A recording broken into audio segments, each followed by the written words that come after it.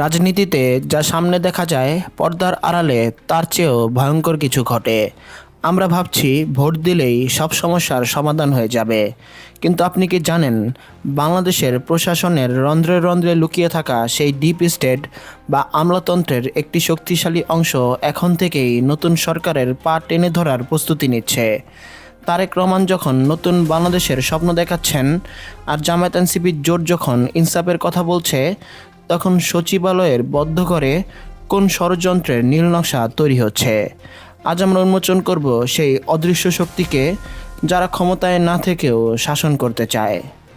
তারেক রহমান তার ইশতেহারে বারবার আমলাতান্ত্রিক জটিলতা কমানো এবং স্বচ্ছতার কথা বলছেন, কিন্তু সমস্যাটা হলো গত দেড় দশকে যারা প্রশাসনের সুবিধাভোগী ছিল তারা কি চাইবে তাদের একছত্র ক্ষমতা ছেড়ে দিতে? আমাদের ইনভেস্টিগেশনে দেখা গেছে সরকারের একাধিক গুরুত্বপূর্ণ দপ্তরে এমন কিছু ফাইল নিখোঁজ করা হচ্ছে যা আগামীতে নতুন সরকারের জন্য বড় বিপদের কারণ হতে পারে। ডক্টর শফিকুর রহমান বা তারেক রহমান কি পারবেন এই লৌহ কপাট ভাঙতে, নাকি প্রশাসনের ভেতরে লুকিয়ে থাকা সেই অশুভ শক্তির কাছে তাদেরকেও নতি স্বীকার করতে হবে? এটি সংস্কারের পথে সবচেয়ে বড় বাধা নয়? অন্যদিকে জামায়াত ইসলামী এবং এনসিপি জোট এই আমলাতন্ত্রের শুদ্ধি অভিযানের বিষয়ে জিরো টলারেন্স নীতি ঘোষণা করেছে।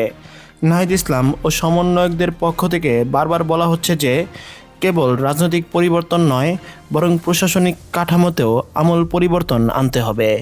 জামায়াত আমির ডক্টর শফিকুর রহমান বলেছেন, যারা জনগণের সেবক না হয়ে শোষক হয়েছে তাদের কোনো ছাড় দেওয়া হবে না।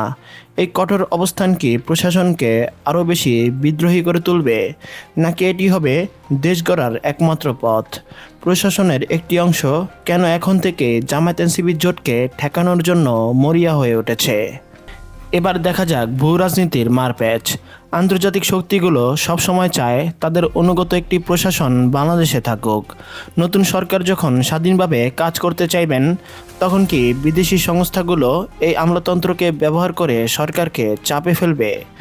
আমাদের কাছে আসা তথ্য অনুযায়ী বেশ কিছু মেগা প্রজেক্টের নথিপত্র এমনভাবে সাজানো হচ্ছে যেন নতুন সরকার আসা মাত্রই বিদেশি ঋণের জালে আটকে যায়। এটি কি কেবলই প্রশাসনিক ভুল, নাকি আমাদের সার্বভৌমত্বকে বন্দী করার কোনো সুদূর প্রসারী চাল?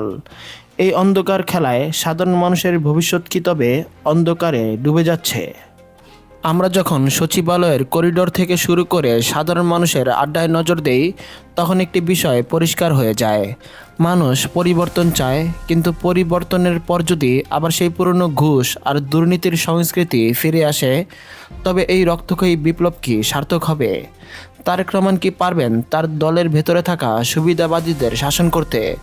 আবার জামায়াত কি পারবে জিরো টলারেন্স নীতির মাধ্যমে একটি ইনসাফ ভিত্তিক প্রশাসন উপহার দিতে? এই প্রশ্নগুলোই এখন 2026-এর রাজনীতির মূল কেন্দ্রবিন্দু। ক্ষমতা আসে, ক্ষমতা যায়, কিন্তু দেশের সম্পদ আর মানুষের ভাগ্য নিয়ে যারা খেলা করে তাদের মুখোশ উন্মোচন হওয়া জরুরি। তারেক রহমান বনাম প্রশাসন, নাকি জামায়াত এনসিপি বনাম দুর্নীতিবাজ আমলা?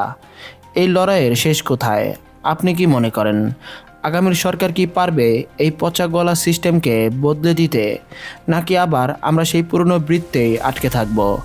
আপনার সাহসী মতামত কমেন্টে জানান। আমাদের এই ইনভেস্টিগেশনটি ভালো লাগলে শেয়ার করে সবাইকে সত্য জানার সুযোগ করে দিন।